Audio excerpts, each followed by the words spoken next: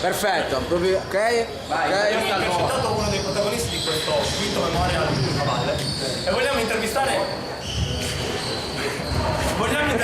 un po' con noi l'allenatore, primo allenatore, il secondo allenatore del Cesenatico. Aspettate che devo alzare il braccio perché sennò non lo prendo. Ok. Intervista di insieme. Vai. Una delle squadre che i tabloid nazionali e liguri danno come favorita vincitrice di questo memorial, di questo quinto memorial. Cosa ne pensa lei delle partite e delle prestazioni della sua squadra?